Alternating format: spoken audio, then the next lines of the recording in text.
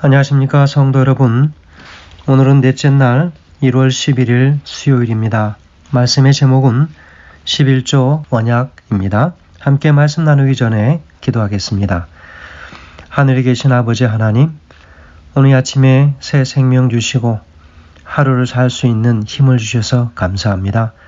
아버지 하나님, 오늘 11조 언약이라고 하는 귀한 말씀을 주셔서 우리 생애에 가장 큰 믿음의 시험이요, 또한 이것은 하나님께서 부어주시는 축복의 통로임을 다시 한번 말씀을 통하여 깨닫게 하여 주실 하나님 감사합니다.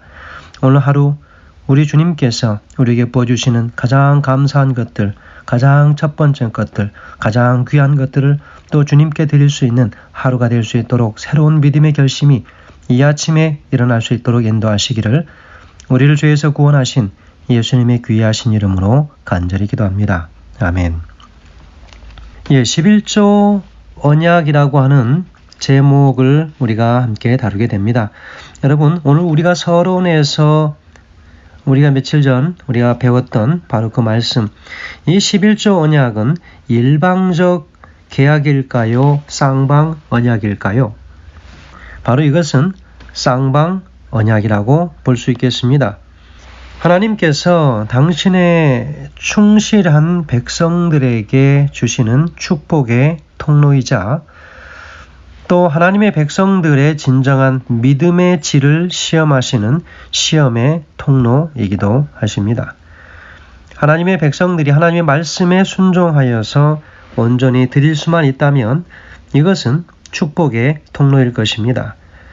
그러나 받은 바 인간의 욕심에 이끌려 그것을 하나님께 드리지 못하고 믿음의 시험에 들어간다면 그것은 또한 자신의 믿음 없음을 드러내는 또 하나의 일이 될 것입니다.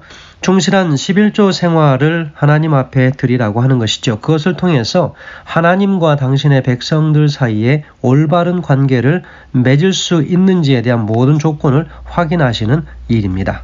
이것은 아주 우리의 믿음의 삶에 직접적으로 연관이 있고 중요한 일입니다.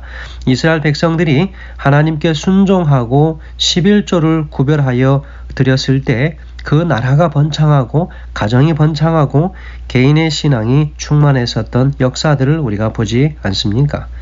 그래서 그들은 순종과 번영이나 불순종과 그리고 시련의 모든 그 일들이 하나님께 드림으로 하나님께 순종함으로 일어나는 모든 일들 혹은 불순종함으로 일어나는 반역의 일들 모든 것들이 항상 그들의 믿음의 생활과 반복적으로 주기적으로 연관되어져서 일어나고 있었음을 오늘 우리는 볼 수 있습니다. 오늘 우리는 이 마가복음에 나와 있는, 잘 아시죠? 마가복음에 나와 있는 말씀을 통해서 바로 그 말씀 속에 나타난 하나님의 귀한 축복의 약속들을 우리가 함께 보겠습니다. 구약성경 말라기서 3장 7절에서 11절의 말씀을 통해서 바로 이 말씀 속에서 나타나는 하나님의 약속과 그리고 우리가 드려야 할, 지켜야 할 의무가 무엇인지를 먼저 말씀을 봉독하겠습니다. 7절입니다. 만군의 여호와가 이르노라. 너희 열조의 날로부터 너희가 나의 규례를 떠나 지키지 아니하였도다. 그런즉 내게로 돌아오라. 그리하면 나도 너희에게 돌아가리라 하였더니 너희가 이르기를 우리가 어떻게 하여야 돌아가리까 하도다. 사람이 어찌 하나님의 것을 도적질하겠느냐? 그러나 너희는 나의 것을 도적질하고도 말하기를 우리가 어떻게 주의 것을 도적질하였나이까 하도다. 이는 곧 11조 헌물이라. 너희 곧 온 나라가 나의 것을 도적질하였으므로 너희가 저주를 받았느니라. 만군의 여호와가 이르노라. 너희의 온전한 11조를 창고에 들여 나의 집에 양식이 있게 하고 그것으로 나를 시험하여 내가 하늘문을 열고 너희에게 복을 쌓을 것이 없도록 붙지 아니하나 보라. 만군의 여호와가 이르노라. 내가 너희를 위하여 황충을 금하여 너희 토지 소산을 멸하지 않게 하며 너희 밭의 포도나무의 실과로 기한 전에 떨어지지 않게 하리니. 추가로 12절의 말씀 더 봉독합니다. 너희 땅이 아름다워짐으로 열방이 너희를 복되다 하리라. 만군의 여호와의 말이니라 라고 기록하고 있습니다. 여러분 우리가 참 잘 아는 말씀이죠.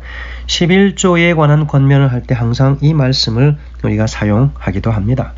그런데 이 말씀 속에서 확실하게 주어지는 하나님의 약속과 의무가 무엇인지를 좀 보겠습니다. 자, 그럼 먼저 이 말씀 속에 나타나는 약속들은 무엇입니까? 저는 분명하게 이야기하기를 내게로 돌아오라. 나도 너희에게로 돌아가리라. 너희가 돌아오면 그리하면 나도 너희에게 돌아가리라. 하나님의 임재하심이 전혀 느껴지지 않았던 그 시대 상황을 이야기하죠. 자, 두 번째 약속은 무엇입니까? 하늘문을 열고 넘치도록 부으시겠다고 하는 축복의 말씀을 주십니다. 세 번째는요, 황충을 금해서 토지 소산이 결실하고 또 수확하기 전에 떨어지지 않게 하겠다라고 약속을 주셨습니다. 자, 그러면 이에 따른 우리의 의무는 무엇일까요? 첫 번째로 하나님께로 돌아가는 정신을 우리가 가져야 되겠습니다. 오늘 이 말씀은 분명히 11조에 관한 하나님께 드리는 헌물에 관한 그 카테고리로 말씀을 드립니다. 하나님께로 돌아가는 정신 무엇일까요? 하나님께서 복을 분명히 주시겠다라고 약속까지 해주시고 다 펼쳐 보여주셨는데 하나님께로 드리지 못했던 바로 그런 정신들입니다. 그것을 다시 하나님께로 가지고 가야 하겠습니다. 두 번째는 도적질하는 일을 멈추는 일입니다. 하나님께 드려야 할 온전한 11조를 하늘 창고에 드리지 아니하고 그리고 자신이 잘나서 자신이 노력한 대가라고 스스로 자화자찬하며 아무에게도 감사할 줄 모르며 자기중심적으로 살아왔던 모든 일들을 하나님께로 돌려드려야 되는 것입니다. 나중심적으로 살아가는 것, 하나님의 임재하심을 전혀 경험하지 못한 모든 일과 수확에 있어서 바로 그것은 도적질하는 일입니다. 세 번째는요, 우리의 의무가 무엇입니까? 온전한 11조를 창고에 드리라는 것입니다. 여러분, 11조를 드릴 때에 한치의 의심이나 한치의 믿음의 흔들림이 없어야 되겠습니다. 이것이 바로 온전해야 되는 것이죠. 우리의 믿음이 결코 이 11조로 인하여 흔들리거나 유혹에 빠지지 않게 하는 것, 여러분 온전하도록, 바로 이것은 우리가 드리는 마음이나 혹은 우리가 드리는 물질에 있어서도 조금도 하나님 앞에 속임이 없어야 되겠다고 하는 이야기입니다. 이것이 바로 우리의 의무일 것입니다. 청지에게 보내는 권면 69페이지 71페이지에는 이렇게 이야기합니다. 11조 제도는 멀리 아담의 때부터 시작된 것이다. 이것은 태초부터 주의 지시에 의하여 주의 것으로 성별되었다라고 기록하고 있습니다. 하나님께서는 만일 하나님의 백성들이 하나님께로 다 돌려드리면 하나님께서도 그들에게 돌려주실 것이라고 약속하십니다. 그래서 그들이 하나님께로 돌려드린다는 것이 무슨 뜻이냐고 질문했을 때 하나님께서는 나의 11조와 봉헌물을 도적질하는 것을 멈추라 그렇게 이야기하죠. 그래서 그들이 저주받은 그 이유는 바로 하나님의 것을 도적질하였기 때문이라고 이야기합니다. 여기 저주에 대한 하나님의 해결책이 나와 있지 않습니까? 말라기 3장 10절에 너희의 온전한 11조를 창고에 드리라 그렇게 씁니다. 그렇게 하면 하늘의 문을 열고 복을 쌓도록 쌓을 것이 없도록 붙지 아니하나 보라 라고 이야기하십니다. 하나님의 풍성한 축복이 그 공간을 다 채우고 남도록 그렇게 하겠다라고 이야기하지 않습니까? 증언보감 1권 385페이지에는 이렇게 기록합니다. 11조를 드리는 특별한 제도는 하나님의 계명과 마찬가지로 견고한 원칙 위에 세워졌다라고 이렇게 이야기합니다.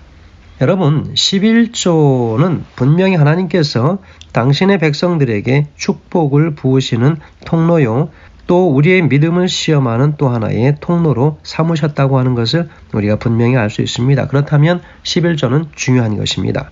그러면 우리가 11조를 드리면서 왜 드려야 하고 어떻게 이것을 드려야 되는지를 우리가 분명히 알아야 되겠습니다. 11조의 목적은 무엇입니까? 우리가 드리는 11조의 목적을 분명히 알아야죠. 첫 번째, 소유한 재물을 하나님의 소유로 인정하는 것입니다. 두 번째는 재물로서 사람의 마음을 하나님께로 이끄는 것입니다. 세 번째는 이기심과 탐심을 제거하는 것입니다. 네 번째는 복음사업의 재정을 지원하는 것이죠. 다섯 번째는 하나님께 대한 청지기의 충성의 시금석이 된다고 하는 사실을 오늘 우리는 반드시 기억해야 할 것입니다. 이것이 바로 11조의 목적입니다. 자, 그러면 11조와 헌물을 우리가 어떻게 드리면 되겠습니까? 첫 번째는 능력과 축복에 따라서 드려야 되겠죠. 두 번째는 조직적으로 드릴 것입니다. 간헐적으로 11조를 드리는 것 아니라고 이야기합니다. 우리가 하나님 앞에 받은 모든 분복을 그 명령에 따라서 구별하여 드리는 것입니다. 세 번째는 희생적으로 드리는 것이죠. 그리고 네 번째는 사랑이 동기가 되어서 드려야 되는 것입니다. 다섯 번째는 즐거운 마음으로 드려야 됩니다. 액수가 많아지면 심각해지고 내 주머니에 수입이 많지 않으면 조금이라도 드리는 것을 두려워하고 아까워하고 자신의 이제 남은 시간을 어떻게 살아가야 될까 그것을 염려하는 그런 마음으로 11조를 드려서는 안 되겠습니다. 그것은 온전한 11조가 되지 못하겠죠. 여섯 번째는 미리 준비하는 정신으로 헌물을 드려야 될 것입니다. 갑작스럽게 전혀 준비되지 않았다가 사람들의 눈치를 보고 막 허둥지둥 꺼내는 것, 준비되지 않은 것을 드리는 것은 하나님께 불경입니다. 일곱 번째, 개인적으로 하나님께 드리는 것입니다. 헌물은 가족을 대표하여 드리는 것이 아니죠. 우리의 믿음의 생활도 가족을 대표하여 신앙생활하는 것이 아닙니다. 신앙은 각자의 것이고 헌물 또한 각자 하나님께 드려야 될 것입니다. 어떤 사람은 그렇게 이야기합니다. 어떤 일이 있어도 무슨 일이 있어도 지갑 안에 있는 선악과를 따먹지 말라. 그렇게 이야기하고 있습니다. 아무리 급해도 아무리 쪼들려도 그것을 결코 따먹지 말도록 요청합니다. 정직에게 보내는 기별 75페이지에는 이렇게 기록합니다. 그대들을 위하여 독생자를 주신 분께서 그대와 언약을 맺으셨다. 주님께서는 그대에게 축복을 주시고 그에 대한 합당한 반응으로 11조와 헌물을 가져오라고 하신다. 아무도 이 문제에 관하여 듣지 못했다고 말하지 못하게 하라. 11조와 헌물에 관한 하나님의 계획은 말라기 3장에 분명히 기록되어 있다. 하나님께서는 인간 대리자들에게 그들과 맺은 언약에 충실하라고 요청하신다. 성도 여러분, 특별히 유다의 한 선한 왕 히스기야가 통치하던 그 시대는 순종의 시기요 영적으로 부흥하던 시기였습니다. 그래서 유다에 참된 부흥이 일어났고 백성들이 11조와 헌물을 정확하게 드리기 시작했습니다. 이 헌물들이 얼마나 많았으면 역대하 31장 5절에는 백성들이 곡식과 포도주와 기름과 꿀과 밭의 모든 소산의 첫 열매를 풍성히 드렸고 또 모든 것의 11조를 많이 가져왔다 이렇게 기록하고 있습니다. 그래서 그 이스라엘 백성들은 그들이 참으로 놀라운 영적 축복과 나라의 번영을 그들이 경험하게 됩니다.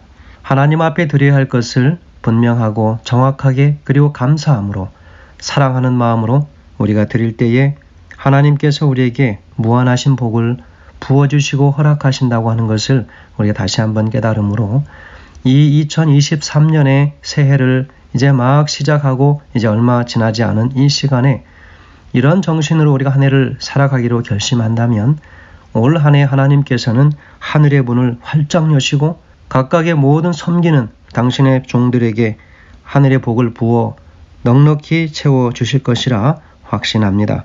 교회 증언 5권 272페이지에는 이렇게 기록합니다. 그리고 우리는 어떤 것도 마땅히 그분께 돌려드려야 할 11조와 헌금을 그분에게서 도적질하도록 유혹하게 허용해서는 안 된다.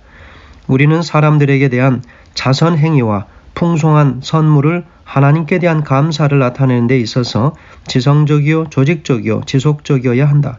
이것은 우연히 하거나 충동이나 감정에 지배되어 행하기에는 너무도 신성한 의무이다 라고 기록하고 있습니다. 그렇습니다. 우리는 하나님 앞에 충실한 11조 생활을 통해서 우리가 하나님과 맺고 있는 관계를 나타내고 하나님의 풍성한 축복을 경험해야 할 것입니다. 11조는 하나님과 우리와의 관계를 확인하는 믿음의 시간입니다. 그 하나님의 부어주시는 축복의 통로요, 우리의 믿음을 시험하는 시금석이 되는 이 11조와 헌물을 드리는 그 일에 우리의 믿음이 시험당하지 않게 되길 간절히 소망합니다. 성도 여러분, 이 땅의 것은 잠시 지나가는 것입니다.